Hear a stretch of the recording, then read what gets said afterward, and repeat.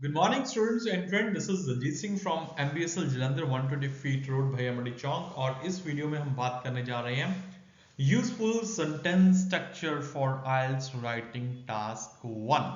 That is for academic it's a graph and for general student it's a letter. But यहाँ पर मैं बात करूंगा टास्क 1 ग्राफ की यानी कि एकेडमिक स्टूडेंट्स के लिए जिसमें प्रपोजिशन स्ट्रक्चर और बहुत की चीजें होने वाली है. तो आइए देखते हैं स्लाइड्स में नेक्स्ट है क्या. What do examiner care about most in IELTS writing. उसको चाहिए क्या एग्जामिनर को, कैसे वो आपको 7+ बैंड स्कोर दे. तो sentence structure, variety of sentence structure is the most important factor. सबसे इंपॉर्टेंट फैक्टर सेंटेंस स्ट्रक्चर है टू गेट ए 7+ और higher for your grammar score in IELTS writing task 1. In this presentation, you will learn many sentence structure useful for the IELTS writing task 1. जैसा कि मैंने आपको पहले बताया. So, two basic sentence structures are there: subject, verb and adverb. देखो उसमें subject जो है वो main जो role play करता है, means it's a noun and sometime it's a pronoun. Verb जो काम हो रहा है, means basically अगर ये first form है तो इनके present में है, अगर ये past form है यानी कि अगर ये सेकंड फॉर्म में है तो ये पास में है, अगर विल शेल के साथ वर्ब की फर्स्ट फॉर्म है तो ये फिर से फ्यूचर में है. Plus adverb. एडवर्ब की बहुत सारी टाइप होती हैं, टाइम एडवर्ब, मैनर एडवर्ब, किसी और वीडियो में बात करेंगे इसके बारे में. या फिर there is there was, means ये जो सेंटेंस स्ट्रक्चर है ना वो सिर्फ और सिर्फ हम मतलब कि तब यूज करते हैं जब हम इंफॉर्मेशन दे रहे हैं, कोई काम नहीं हो रहा है. इन शॉर्ट अगर मैं दूसरे वर्ड्स में बात करूं तो ये दोनों ही पार्ट एक ही चीज को बताते हैं.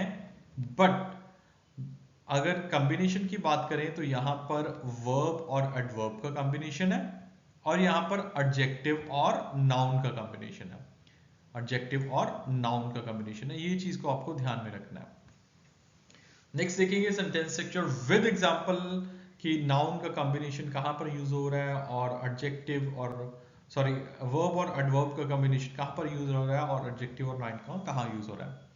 These constructions are based on ideas to change noun and adjective phrases into verb and adverb. जी हाँ, ये चीज मैं करने जा रहा हूं कि नाउन और एडजेक्टिव के स्ट्रक्चर को वर्ब प्लस एडवर्ब में चेंज करूंगा and to create a range of expressions. For example a slight increase, increase slightly. तो अभी थोड़ा सा इसमें ध्यान देते हैं. अ स्लाइट इंक्रीज, देखो ये चीज तो आप तो पता है कि जो नाउन है वो काउंटेबल या अनकाउंटेबल होते हैं. A slight is a noun.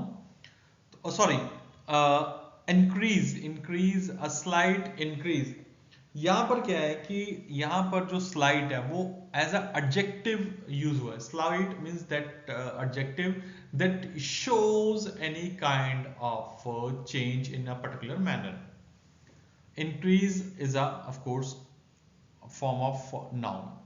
Adjective और नाउन का कॉम्बिनेशन, इसको हम इंक्रीज स्लाइटली भी बोल सकते हैं because increase here is a verb and slight is a adverb. जो एडवर्ब होता है ना उसकी ज्यादातर जो है ना 80% ये निशानी होती है कि उसमें पीछे एलवाई लगता है. जैसे कि स्लाइड के पीछे एलवाई लग गया तो ये एडवर्ब हो गया. Increase slightly verb plus adverb, a slight increase adjective plus noun. It is important that you demonstrate a good control of grammar by using words like increase, rise, fall, sometimes as noun and sometimes as verb. Increase, rise दोनों synonym है, fall जो है वो antonym है. Fall का मतलब नीचे गिरना, increase और rise का मतलब ऊपर चढ़ना. Next, how you can do that using the above two construction you will see in the next few slides. But उससे पहले let me tell you about like yes we at MBSL Jalandhar teach IELTS batches हमारे चल रहे हैं. teach PT हमारे batches हैं. टॉयफल की classes online offline दोनों चल रही हैं और ये सेल्फ पिप का भी हम टीच करते हैं. टाइमिंग आपको जो ऑफलाइन क्लासेस के लिए फिलहाल सर्दियों के दिन है तो 10 बजे से लेके शाम के 9 बजे तक मिल जाएगा. मीन्स अगर आप वर्किंग वुमेन हो, वर्किंग बिजनेस वर्किंग मैन हो तो आप शाम का टाइम जो है वो 6 से 9 जो है ऑप्ट कर सकते हैं. So this is a good chance for you. तो आप 6 से 9 टाइम पर आ सकते हो. तो आप आइल्स पीटी कंप्यूटर डिलीवर आइल्स है या किसी भी तरह के आइल्स है तो हमारे साथ कांटेक्ट कर सकते हैं। एक डेमो क्लास बिल्कुल फ्री है, स्क्रीन पर नंबर दिए गए हैं, you can contact me on the given number, the same number is on the WhatsApp. चलिए नेक्स्ट चलते हैं। Yes, two basic sentence structure examples.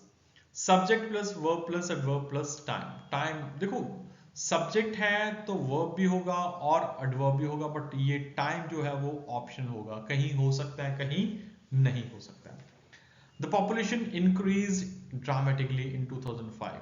अगर हम 2005 को छोड़ दें तो फिर भी ये सेंटेंस बनता है, the population increase, increase as a verb and dramatically as a verb in 2005, जो कि ऑप्शनल है, मैंने पहले बताया था।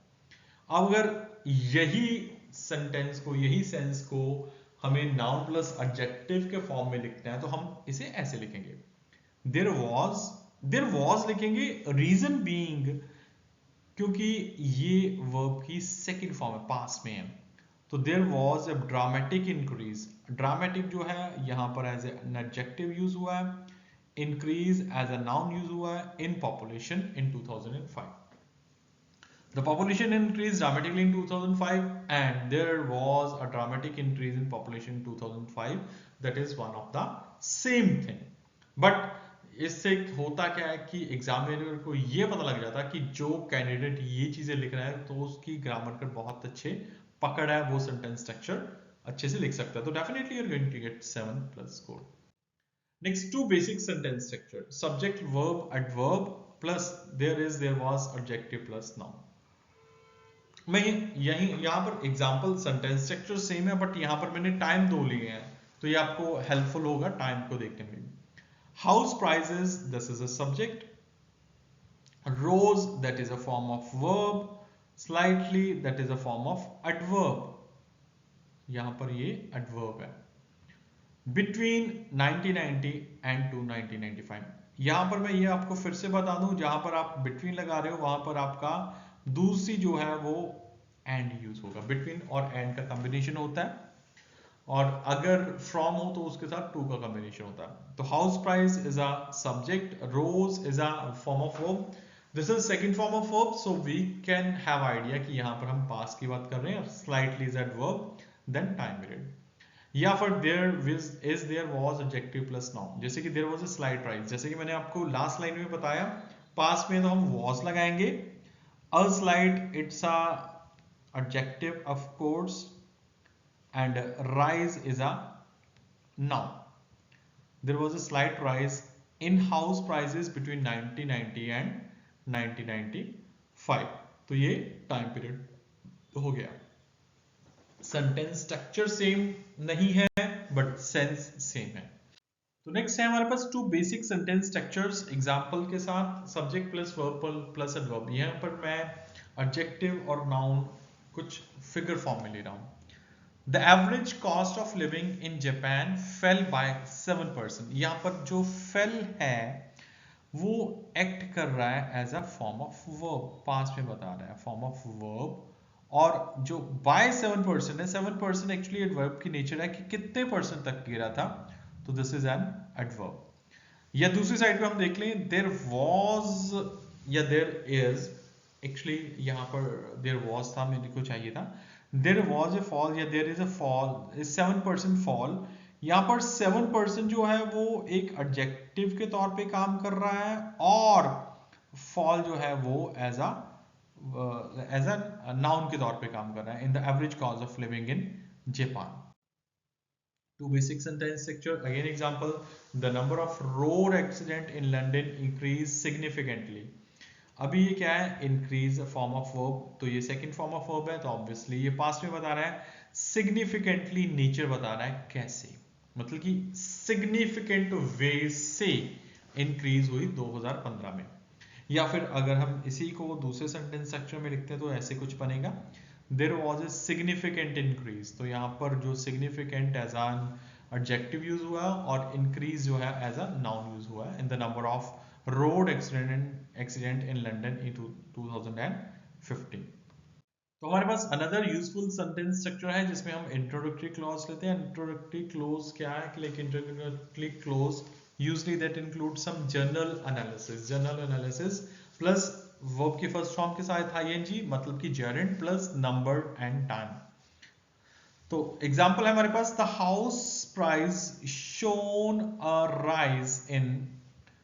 अभी ये जो है वो हमारे पास इंट्रोडक्टरी सेंटेंस है।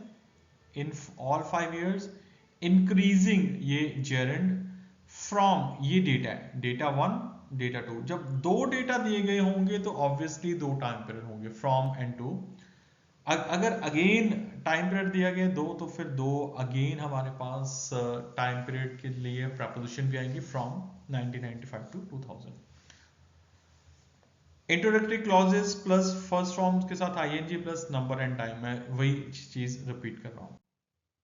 Next, introductory clause plus verb की फर्स्ट फॉर्म के साथ ING plus number plus and time. Whereas for additional comparison, जहां पर हमको जो है वो एडिशनल कंपैरिजन चाहिए होगा तो वो कैसे हो सकता है। For example, attendance of female students in UK university rose between, time period पहले आ गया, from 2006 and 2015, increasing by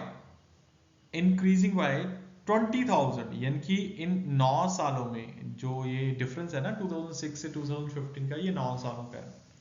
Increasing by 20,000 over the 9 period, whereas the number of male students increased by 157,000 over the given period. Given period यानी कि 9 years में। तो जब आप ऐसे कॉम्प्लेक्स लैंग्वेज लिखते हो तो then why not examiner give you 7+, वो तो देगा ना, क्योंकि आप कॉम्प्लेक्सिटी के साथ लिख रहे हो। So introductory clause plus first form के साथ ING plus number and time, same रहेगा। अभी यूज करना हमें एज या वेयर एज या वाइल, फिर X verb, Y verb as the same time. For example, while the cost of owning a home in Japan increased dramatically, अभी ये increase जो है वो verb की कौन सी फॉर्म है, सेकेंड फॉर्म है। ड्रामेटिकली जो है वो है एडवर्ब फ्रॉम $60,000 to $120,000, यानी कि 60,000 से लेके 1,20,000 तक बढ़ा इन 2010। द प्राइस इन कोरिया, अभी हम कंपैरिजन कर रहे हैं जापान और कोरिया का, ड्रॉप टू $64,000 फ्रॉम 96, मतलब कि कोरिया में जो है वो प्राइस गिरा है, जापान में वो इंक्रीज हुआ। तो सो दैट्स वाई हमने ये जो यूज किया है करेक्टर, वो हमने वाइल यूज किया। वाइल हम तभी यूज करते हैं जब हम दो ऑपोजिट चीजों की बात करते हैं, as, whereas, while, X verb, Y verb at the same time. Clause followed by noun phrase. There was a substantial growth in the number of factories in Japan from 16,000 to 1,30,000, यानी कि substantial means एकदम से growth हुई in 2010, followed by a sharp decrease to 55,000 unit in 2015।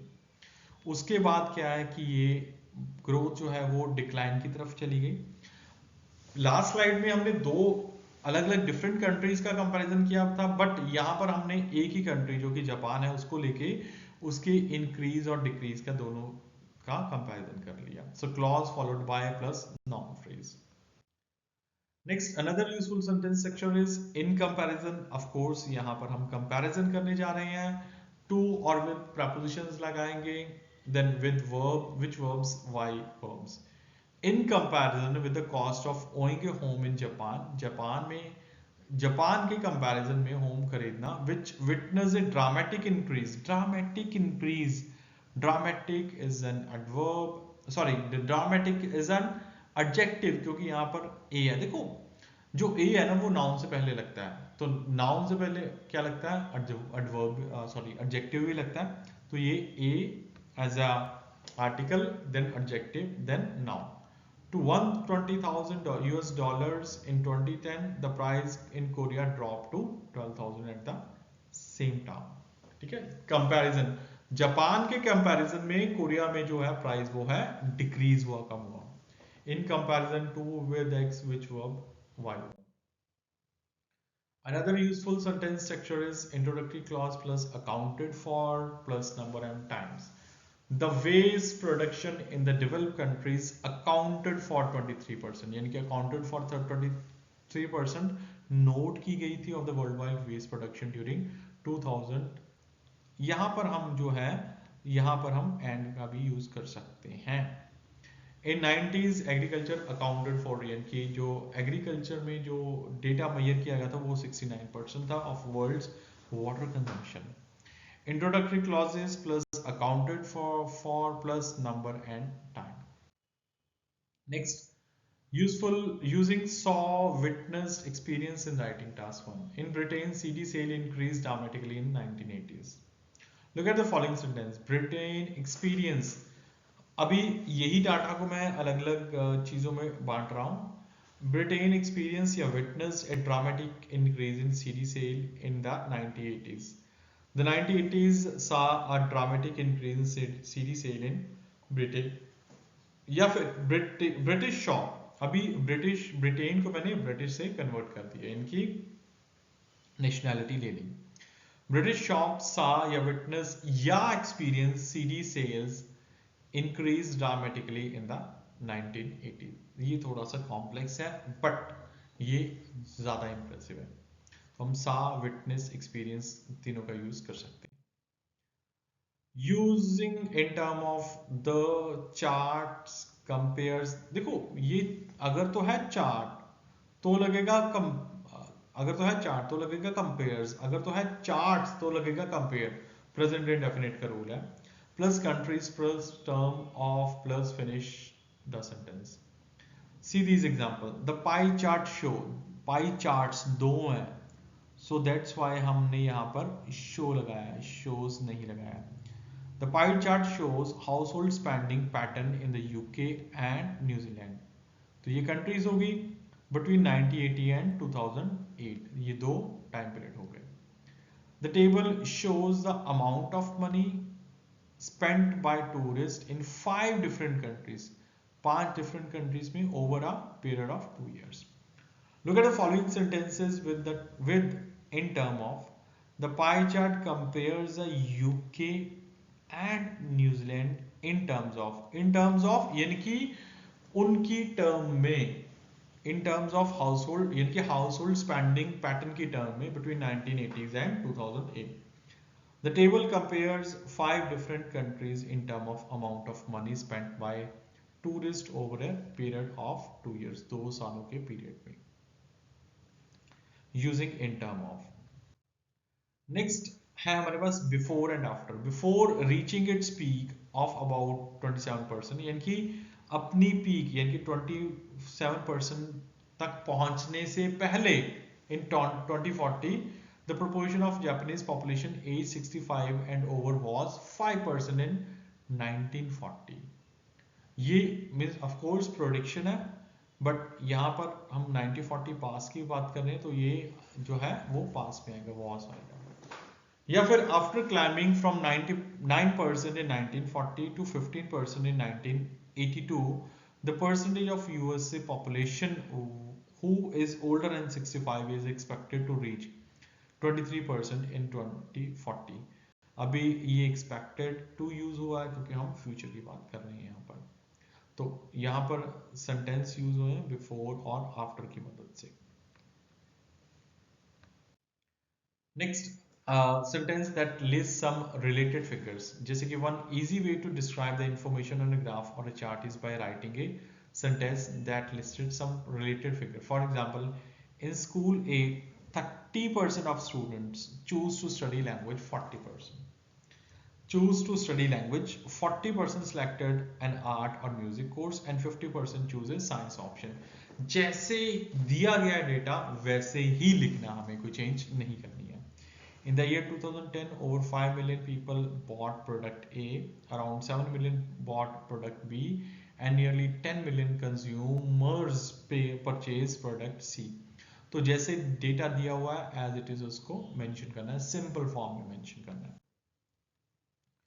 Use respectively at the end of the sentence that compares 2 और 3 numbers, यानी कि जब हम 2 या 3 नंबर दे रहे हैं तो हम जो है रिस्पेक्टिवली का यूज करेंगे। जैसे कि Australia and Canada are the most environmentally friendly of the 15 countries, recycling around 60% and 50% of their waste respectively. तो हम यहाँ पर डेटा दो ले रहे हैं, so that's why या नंबर दो ले रहे हैं तो हम respectively का यूज करेंगे. Next, see this example. Project growth in England's population is put at 5.9%, while the predicted figure for Northern Ireland and Scotland are 4.2 and 3.2. यह भी कंपैरिजन हो रहा है दो देशों के बीच में. इंग्लैंड में ये 5.9 थी और स्कॉटलैंड और नॉर्दर्न आयरलैंड में ये 4.2 and 3.2% थी. The population of England, Northern Ireland and Scotland are expected to grow by 5.9%, 4.2%. And जब हम तीन डेटा लगा रहे हैं, दो डेटा के बाद ऑफ कोर्स ऐड आएगा 3.2% रिस्पेक्टिवली, क्योंकि हम एक से ज्यादा जो है वो डेटा मेंशन कर रहे हैं. So that's why we use respectively. Last one, dummy subject. It हम तब यूज करते हैं जब हमारे पास कोई सब्जेक्ट नहीं होता है. In task 1, always write following phrases with dummy subject it, as it can be seen from the graph. तो अभी ये कुछ मेंशन नहीं है कि ये कौन है, इट भाई साहब कौन है, मतलब कि तो हम इसे ऐसे डमी यूज कर सकते हैं जब हम किसी चीज की इंफॉर्मेशन दे रहे हैं. as it is shown in the graph instead of as can be seen from the graph, हम पैसिव फॉर्म का भी यूज कर सकते हैं, या फिर as is shown in or illustrated by the table. ये पैसिव फॉर्म की इंट्रोडक्टरी सेंटेंसेस है. अगर हम एक्टिव फॉर्म लगाएं तो हम इसमें इट यूज कर सकते हैं. तो फिलहाल this is the end of the video. Thanks for watching the video.